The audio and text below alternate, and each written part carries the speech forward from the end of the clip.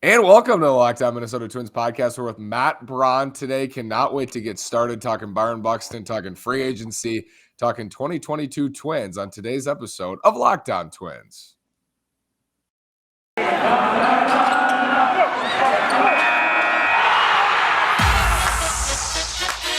You are Locked On Twins, your daily Minnesota Twins podcast. Part of the Locked On Podcast Network, your team every day.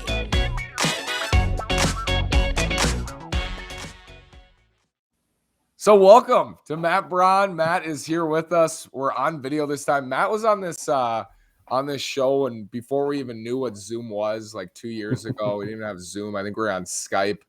Matt, how you been hanging, man? Are you ready for the winter, and how is it out west? Well, I feel like I'm sullying the professionalism of this now. That was impressive. Thank you. Yeah, we're big time, I guess, on YouTube now. Subscribe to the channel. Only big time because Matt's here, though. Oh, you're too kind. You're far too kind. I'm chilling. It was actually crazy just a few days ago. It was raining like hell. Basically, the road I'm looking at it right now, the road out of my apartment, is completely full. Couldn't get out. Wow. But we're good now. The water receded. But it was pretty insane for a little bit there. We had people like kayaking all over the place. Oh, that's Seattle for you. I remember last time I said, how is it in the great state of Seattle? And you said, well, Nash, Seattle's not a state. And I said, you're right, Matt. Matt, there's been a lot going on Twins Twitter for sure, and a lot going on in Twins world. It's an interesting time to say the least. What's your takeaway from the Barros extension with Toronto, and then your Buxton update? I guess we can get into the Buxton thing after Barros, but let's start with Jose. Well, yeah, shoot. Let's not kick around the bush, man. Let's see, Barros. I think it was a good deal. I think it was a good deal for both sides. I think it gave Barros the kind of money and the kind of time that he deserved, because he's been, if not the guy that we thought he would be, sort of the Cy Young winner, he's been phenomenally consistent, and that's worth a lot of money. So I'm happy for him, happy for Toronto. I saw a lot of people upset, understandably so to a degree, that they're like, oh, of course, the Twins let another guy go. Of course, we can't re-sign our own guys. And I'm just sitting here thinking, I'm like, well, I was here just a few months ago when we made that trade and everyone loved it. What happened there? We knew when we gave him up that we were also giving up then the first opportunity to re-sign him. So I'm a little bit miffed at then why we're sort of like shocked that he did re-sign. Yeah. I mean, this was going to come, whether it's now or in free agency. I guess my feeling on it, Matt, was that I thought he was so dead set on getting there. I thought he really wanted to pitch his final year, get to free agency, and then have teams, as Cody put it, kind of court him in free agency. So that was where my surprise came, that he didn't let himself get to free agency. But I guess, I mean, if he went to the Twins and said, I want, 6 years, $120 million on top of my last year of arbitration bought out, would you have given him that if you were the Twins, Matt? If I'm the Twins, yeah, I give him that. Even, context neutral, even assuming that, we may be going to some quasi, not rebuild, but sort of retool, maybe considering that there might be a burnt year or two or whatever. I still give him that $20 million for a solid number two. That's what I see him as. Perfectly fine, perfectly acceptable. So we'll get into the free agent starting pitching class a little bit. I don't know what your feeling is on how aggressive the Twins will be in any of those areas. But if the Twins, and this is like the biggest if, and we talked about this last time, if they were to go out and let's say they did land a Ray or a Stroman, and then they had Austin Martin and Simeon Woods-Richardson, I mean, in that case, for me, it actually changes things. Does that change things for you when you look back on that extension? Because you say, okay, we got Stroman for whatever it may be, or Ray for 5/120 or 6/130, plus Martin, plus Woods-Richardson for Barrios. Does that change it for you at all? I don't know if it does, because I think I like looking at moves, at least as far as that goes, as itself. It's context neutral. We gave up Barrios. And we got Martin and Simeon Woods-Richardson, and whatever happened after that was influenced by other decisions, other things that occurred. So I don't know if I like this revisionist necessarily, looking back and then saying, But we eventually got there because we're kind of right now in limbo. We don't know if we're going to get there, and I can anticipate we're not going to get there, but we'll get to that discussion soon. I know we're getting there. I remember, Matt, you said to me last time, in the last time we talked, you're like, this might have been a couple times ago, actually. They kind of run together with us, but you said to me, no, I don't believe that they will ever sign a free agent starting pitcher because they haven't, or a big time free agent starting pitcher. I said, why don't you think that? You said, because they haven't. Are you still in that boat this offseason? And does where they are in the contention cycle change that at all for you and go even further toward, I don't think they'll do it. Well, I think my opinion is still there. I still don't think they're going to do it. I think, we can hope about Robbie Ray. We can hope about, sort of those top guys, maybe even Stroman, if you want to consider him one of those top guys. And I'm just like, you're just setting up to get burned. I'm sorry. The closest we've got is offering however much we offered to Yu Darvish, and then he turned it down. Other than that, they've been in on guys, but always like 20-30 million short of what they eventually get. So basically, I'm cutting it off as if you're hoping for anyone better than, I don't know, let's say like a John Gray, you're going to be disappointed. I'm sorry. Until something changes, that's just how I see it. Yeah, I don't blame you for thinking that way. I mean, you look back at 2019 too, and they were in a spot where it was so obvious that they could have done it, and they still didn't, right? Even with that class. This class to me is a little bit different just because that was so top heavy. Feels like there's more in that middle tier this year. It was Strasburg and Cole, and then kind of a drop off to Wheeler and Keuchel. And I guess looking back, I'm somewhat glad they didn't get Keuchel, but I mean he might have helped this rotation. Who I don't want to say it, but I want to say it. I told you I was going to go to the White Sox. Yes. Did you on this show? Yeah, I remember that. I remember that. Yes, you did. Matt Braun called Dallas Keuchel to the White Sox. That was a banger there, and we'll see if he has another free agent prediction for you. First, I want to tell you about BetOnline. BetOnline.ag is the fastest and easiest way for sports betting, and they're back and better than ever. A new web interface for the start of the basketball season, more props, odds, and lines than ever before. BetOnline remains your number one spot for all the basketball and football action this season. Head to our new updated desktop or mobile website to sign up today and receive your 50% welcome bonus on your first deposit. Use our promo code LOCKEDON to receive your bonus. From basketball, college basketball is back too. Football, NHL, boxing, UFC, right to your favorite Vegas casino games. Don't wait to take advantage of all the amazing offers for the 2021 season. BetOnline is the fastest and easiest way to bet on all your favorite sports. BetOnline is where the game starts. Matt, I'm sorry, that was kind of sad. I had to send you away. You're back. You're back into the stratosphere. And we're here to talk Byron Buxton because last time we had really, I'm somewhat biased, but I think it might have been the best Byron Buxton conversation, maybe the best conversation in sports podcast history about Byron Buxton. Why stop there? It was the best conversation in history. The best conversation, period, on air or off air in the history of human life, I guess. Mm-hmm. What's your feeling on Buxton today? Not a whole lot has changed as far as, and I guess I can sum it up for anyone who didn't listen to that. I was pretty firmly in the camp of I don't like extending Buxton. And I'll explain why. I don't want to do it now because that would take 30 minutes as it did when we talked. But I was in that camp. I'm still in that camp, but I want to also say for the record that just because I prefer not extending him doesn't mean that I don't also see a path to success if they do extend him. It's sort of like this balance act. It's maybe like 60-40 in this direction. And it completely depends on, one, of course, how much money they're going to give him. And also, two, then how good of a contingency plan they have for, let's be honest, when he gets injured. Right. Those two things really matter to me. And I honestly can't give a fair sense. I can't give a fair description of my thoughts until those kind of play out. So how will you feel, Matt? Because it certainly feels like, and Ken Rosenthal reporting this yesterday with Dan Hayes, that it's likely, was Rosenthal's word, I believe, it's likely that Buxton will be traded. So is your feeling on that, what's going to be your reaction to that? Is it going to really matter on the package, or are you going to be someone, because there's going to be a subset of fans who are just going to be like, I don't care what they got. there'll be a subset of analysts and Twins writers and bloggers that will say, or who will say, I don't care what they got. They traded Byron Buxton, and that's, a terrible move. Oh boy, where do I even start with that one? Let's see. Well, obviously, you got to make sure it's a good package. I'm not just in that camp. Oh, just get rid of him. Yeah. Whatever. You got to get him back. You got to get something back in return. What I do find interesting, you said the word he used was likely, correct? Yes. Okay.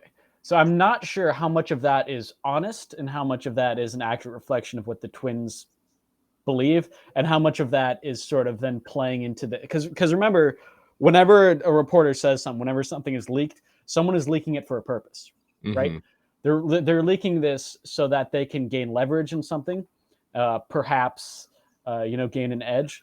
So I'm thinking potentially even them saying it's likely we're going to deal him, that might work in the opposite direction, that it's public that they're like, hey, we don't like this guy, we want to get rid of him. If I'm Buxton, if I'm his agent, I come back saying, whoa, you want to get rid of us? And then maybe that affects the negotiation somehow. I don't know. I'm not in those conversations, so I can't tell you what's happening. But all I would say for that is be wary of these kind of things. You should never take them at face value. That's a great point. And that's, reminds me of, I always think of the offseason when we first started doing these together too, thinking about the Donaldson sweepstakes or the Wheeler sweepstakes or whatever. But I remember with Donaldson specifically saying the Twins were out, leaking that they were out. They said we're no longer in the bidding anymore. And you're right. These things happen. It happens in every walk of free agency in every sport. So that's a really good point. But looking at this offseason, Matt, how high are your expectations for actual meaningful additions for 2022 and beyond? I don't know. I don't really have a read on what they're going to do, simply because I feel like in almost every other offseason we've had under this front office, what they needed to do was so obvious that it was more predictable. Them coming in before 2017, they're like, okay, so they're just taking over, probably not going to do much. I believe all they really did was sign Jason Castro. And then going into 2018, all right, we just made the playoffs. They got to make some moves. We saw Lance Lynn, Logan Morrison, Jake Odorizzi, and others that I can't remember off the top of my head. Seemed like they were good moves. We know how that played out. And then 2018, again, it seemed like, okay, well, that was somewhat fluky. Let's try it again. Then we saw Nelson Cruz. Then we saw Marwin Gonzalez, and we saw CJ Crone and all these other guys. And then 2020, I'm going to stop there because this is going to take a long time. But now here, I'm just like, dude, I don't know. I have no idea. Yeah. All the traditional core that we think of, guys like Kepler, Polanco, Sano, Garver, they're all getting a little bit older. They're now getting to the point where you're either going to have to pay them or, make a decision about what their future is. So that makes things tough. You got to balance the starting rotation or entirely lack thereof. You got to balance all of these things at once where it's just like, dude, I have no idea. So they could go out tomorrow and it'd be announced they signed John Gray, and they could go out tomorrow and they could announce they signed Jorge Polanco, and I would not be, or they traded Jorge Polanco, and I would not be shocked either way, if that makes any sense. That's actually excellent, Matt. That's so true. I think that's so true. I'm also sitting here like, I don't know. I've been under the assumption that they're going to make some moves or try to make some moves, but it's possible, like with every signing that happens that isn't the Twins, I'm like, ooh, maybe they are taking that path. And the path that I'm talking about, I think you're talking about too, is the one that you were favoring with me a few months back, which was as I thought about it and think about what's best for the organization, of course I saw that perspective and I thought, ooh, that might be the best thing for them, right? And it was, let's get these guys up. Let's get Balazovic, Winder, Sands, whoever's healthy and in the upper minors and succeeding. Let's get them up as soon as possible. Let's see what we have here. Let's run it back with Polanco. Maybe, I don't know if you said like move Kepler, move Buxton. I assume move Buxton because you're not extending him. But move some of your veterans, get some young players in return, get these pitchers up, get Miranda up, and let's see what we have in 2023, and that'll help, or in 2022, and that will help us for 2023. Are you still there? I'm still there. If I were a GM, God help me, that's what I would be doing if I was the Twins. I'd be looking at longer term deals with younger guys. I'd be looking at maybe dropping a guy or two. And then that would kind of be it. I'd say, all right, off you go. Let's have fun in 2022, you know? Yeah, it might be fun, Matt. It might be a really fun year, like a transition year. Maybe you have some breakouts. Maybe Kirilloff really breaks out or Miranda breaks out. And if that's the case, you find out, right? You say, oh, now we really are cooking with peanut oil and we can make moves for next year, which would be 2023. I've always just thought like maybe they could make some moves that would help them a little bit in 2022 and then especially in 2023, like a 2 or 3 year deal, like you mentioned, John Gray, something that will help them in not only 2023, but maybe compete in 22. What's your view of this division for next year? Because I think that's a big part of it. And if the playoffs are expanded is a factor, but what's your just base view of the Central for 2022? Well, I think it's going to be more interesting than it has been the last few years. Because now it seems like Detroit's really focused on getting better. You know, just signed Eduardo Rodriguez. Apparently are in on Carlos Correa. We'll see on that.